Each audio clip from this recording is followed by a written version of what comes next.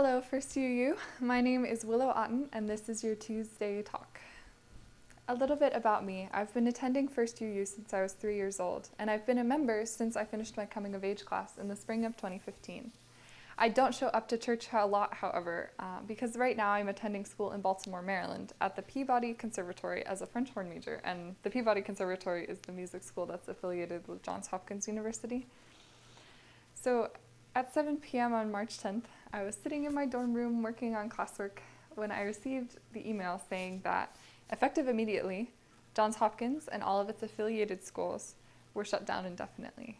Classes were canceled for the rest of the week, and we had to pack up all of our belongings and leave campus by that weekend.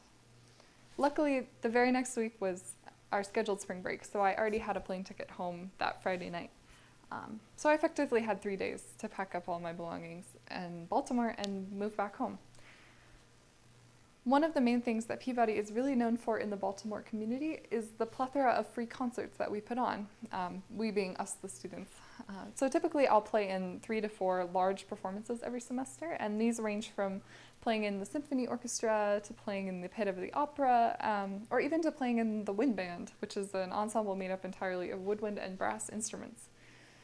So when Hopkins shut down, not only classes were canceled, but also all of our performances were canceled, including the large symphony concert that was supposed to happen the very next evening, and the opera that was supposed to happen that weekend. The opera had been in the middle of dress rehearsal when we all got notified that the performances would not happen. And so the director gave everyone 20 minutes, and they reset the entire stage, and they performed the opera that night. Of course, not to be outdone, all of the symphony musicians rallied, and they contacted the conductor, and the conductor had already gone home for the night, so they brought it back to Peabody, and they were like, we're going to perform our concert. But unfortunately, all of the major halls at Peabody were closed, were locked, and shut down for the night. So not deterred, they set up in the middle of the cafeteria, and they gave this amazing concert, and it was a really just a great, wonderful show of the whole Peabody community coming together for the last time before we were forced home. So now I'm home. After spring break was over, all my classes transferred online. They still happen at the same time as they would if I were in school, but instead of meeting in person, we all log into Zoom, the video conferencing service, and we have our lectures that way. Because I can't go anywhere, I've also been practicing my French horn a lot.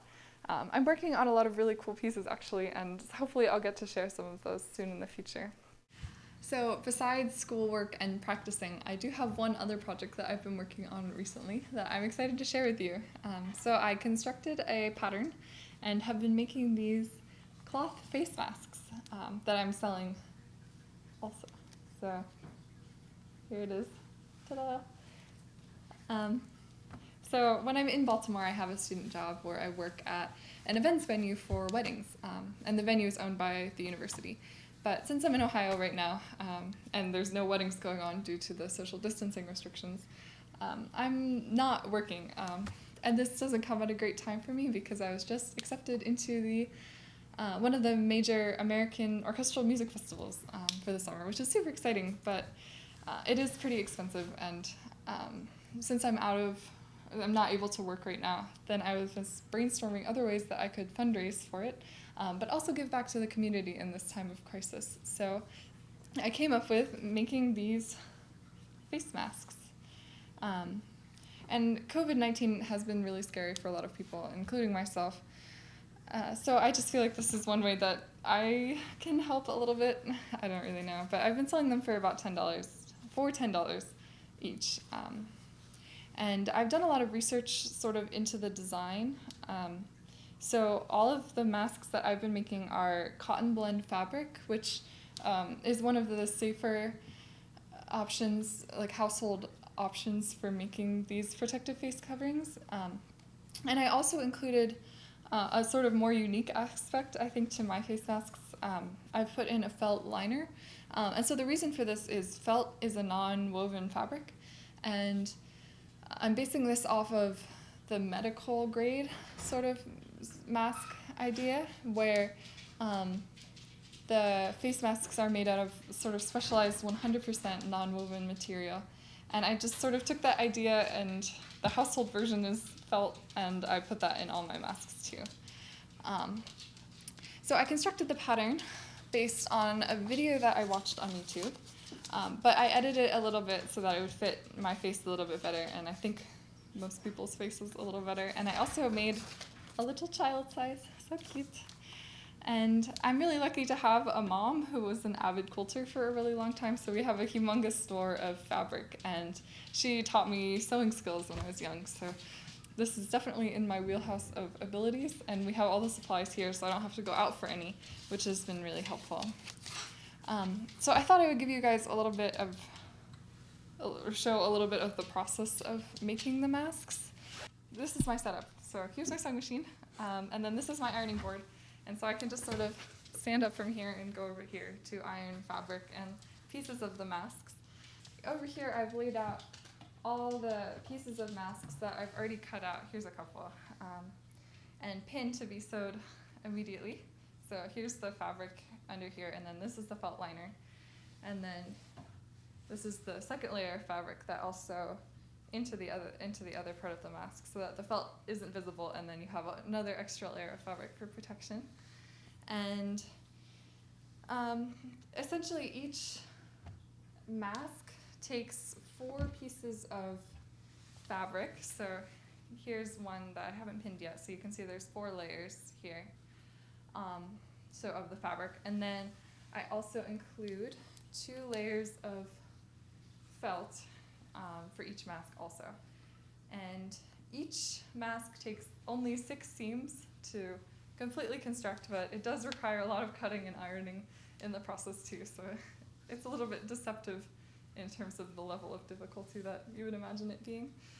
And so each one takes me about, individually, from the time I cut the fabric to the last seam that I sew, it takes me about 45 minutes for each one. So I sort of streamline the process a little bit. So in the evenings, I'll cut a bunch of fabric for the next day, and then the next day I will sew the mask and put it all together. And then that next morning I will mail it out. And so a note on the mailing, I'm not going to the post office to mail these. I'm actually just mailing them out of the house and each envelope takes about 7 stamps to mail, so that's a lot of stamps. Luckily we had a whole bunch lying around. I don't know, I just got really lucky with a lot of the supply aspects of this project. So far I've made 72 masks, and I have another 48 orders to fulfill, which is really exciting and awesome. And I've even received donations from individuals towards people who order masks who have some sort of immunocompromised situation going on, so I'm able to provide those people with masks for no charge. So that's basically the gist of my project, and I'm willing to give any details, or if you're interested in having a copy of the pattern and you have supplies at home so you'd like to make your own, then I can be contacted if you get in contact with the First UU Office of Communications, then they can put you in touch with me. And I'm also still taking orders, so if you don't have the supplies at home and would want one, then just send me an email or something. And I really hope everybody's staying healthy in this time and enjoying staying home and cooking and art and things that we can't do on the day-to-day. So that's all I've got for today's Tuesday Talk, and the church will see you next week for next week's Tuesday Talk. And bye-bye.